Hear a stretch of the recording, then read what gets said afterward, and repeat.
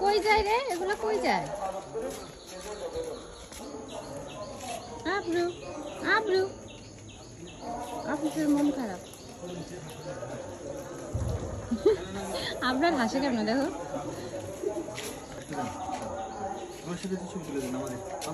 একটু হতে হবে এরপরে আরা জমা শুরু করবে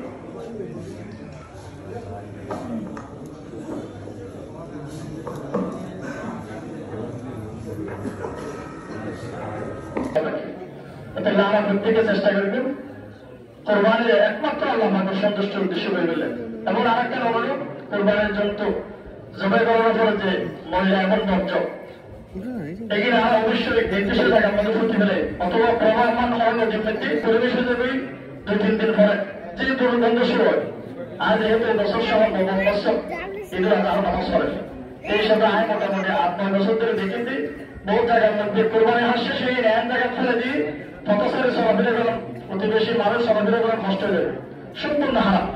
পুরো পরিবেশ দূষিত মিলবে মুসলমানরা যারা প্রাণীর হস্তভাগ্য হবে আরো গুণা গেল অবশ্যই ওয়াজিব কোরবানি আদায় করে এই গোশত নিজে হাতে গরিব মানুষ বড় মানুষ আত্মীয় স্বজন এমনকি অমুসলিমদের গ্রহণ জায়েজ আছে খুবই উত্তম নয় যেহেতু কোরবানির একটা মর্যাদা আছে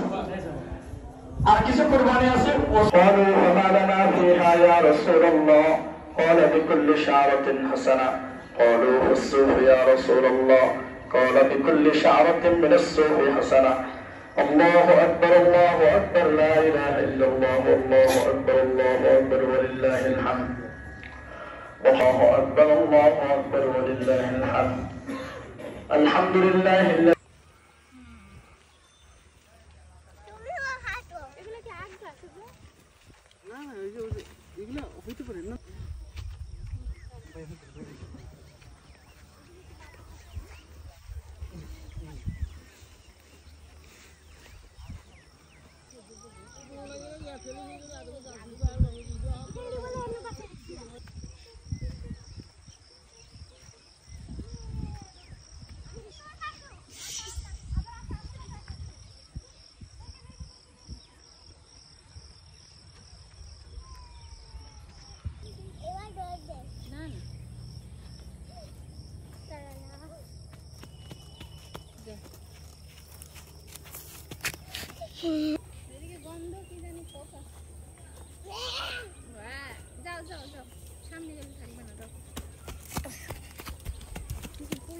পড়ে যাক তোমার বাবা পড়ে গেলে না না না বাবা যাইও না বাবা শরীর ব্যথা ব্যথা পারতেছি যাইও না তাহলে যাইও না কেন উঠুক না না না বাবা কালকে মাংস কাটতে হাত ব্যথা বানাইছে এখন পিছলা না পারে না তোমার বাবা বসতে পারে বসে নিচে পড়ে যাবে তোমার বাবা পারে না উঠতে পারলে বুঝতে আমাদের গানে একটা ভিডিও করি আমরা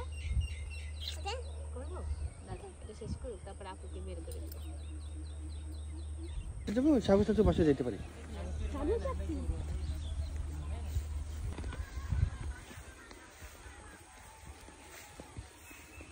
দিলে গোয়া হতে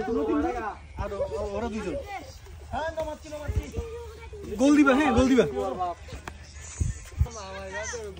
হ্যালো কে বলছো মনে আছে তুমি খেলবা 2-1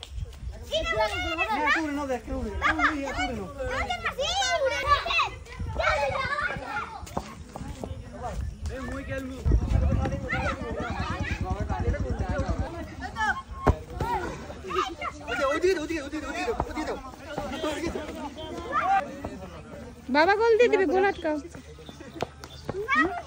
কি করবা ফির কালকে আসবো পুটুরে গোসল করতে আমি তো ভাবছিলাম ফুটবল খেলতে আসবা বলছো আমি তো বলছো ফুটবল খেলতে আসবা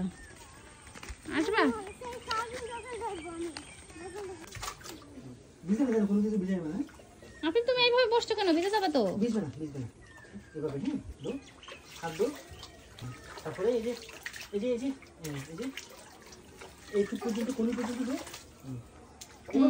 বাবারটা দেখো আপনার বসে পড়ো না ভিজে যাবা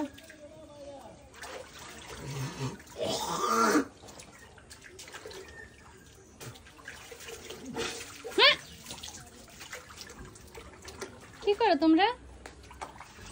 দেখি তোমরা কি করো? এসো এত এভাবে না, তুমি তাই দাঁড়াইয়া এবার তাই